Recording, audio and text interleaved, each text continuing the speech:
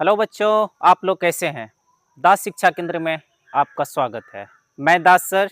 आज की टॉपिक बेहतरीन होने वाला है क्योंकि आज हम सीखने जा रहे हैं कि त्रिकोणमिति। अब देखते हैं कि त्रिकोणमिति जो है समकोण त्रिभुज पे काम करती है। अंग्रेजी में यदि बोला जाए तो right angle triangle.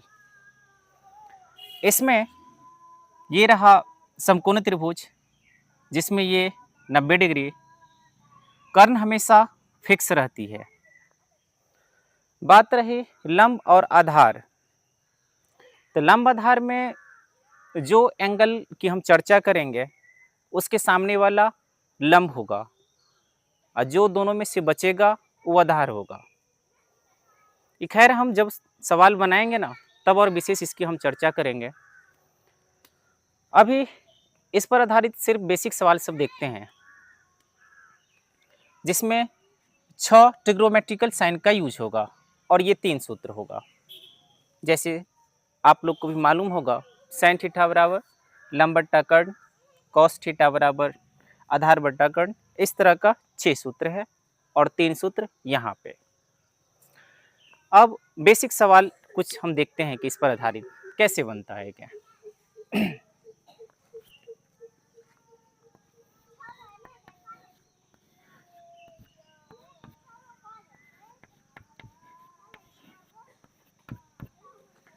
Sine theta 1 देखते हैं यहाँ पे।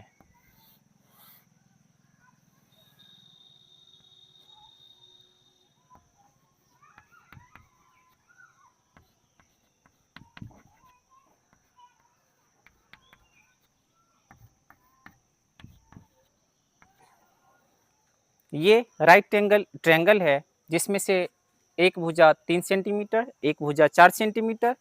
तो अगर कर्ण निकालेंगे तो 5 सेंटीमीटर निकलेगा।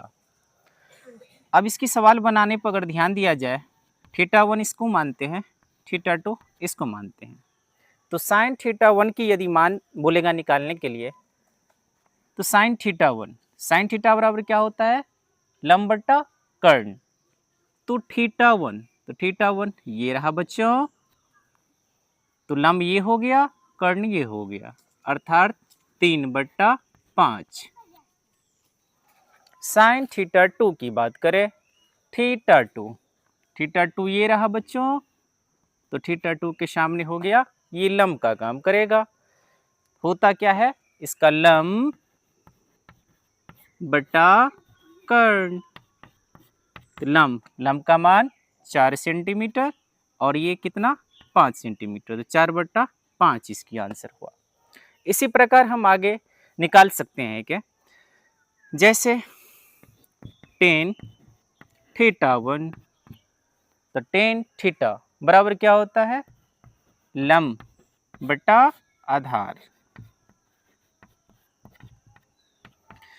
अब यहाँ पे देखते हैं बच्चों, लंब टेन थीटा 1 लिए तो थीटा 1 के सामने लंब 3 हो गया, और जो बचा पहले बताएं कि वो आधार का काम करेगा। कर्ण हमेशा फिक्स रहता है क्या, तो ये कितना हो गया, 4 हो गया।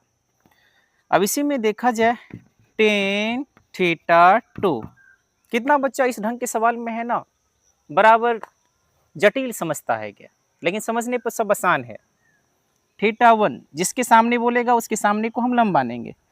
टेन थीटा 2 देखते हैं, टेन थीटा 2, थीटा 2 कहाँ पे है बच्चों, थीटा 2 यहाँ पे है, तो इसके सामने वाला यहाँ पे ये लंब का काम करेगा। पहले तो सूत्र लिख सकते हो, लंब बटा आधार। तो थीटा 2 के सामने लंब अभी 4 हो जाएगा और जो बचा वो आधार, आधार अभी 3 का काम करेगा। इस प्रकार ये हमारा आंसर रेडी।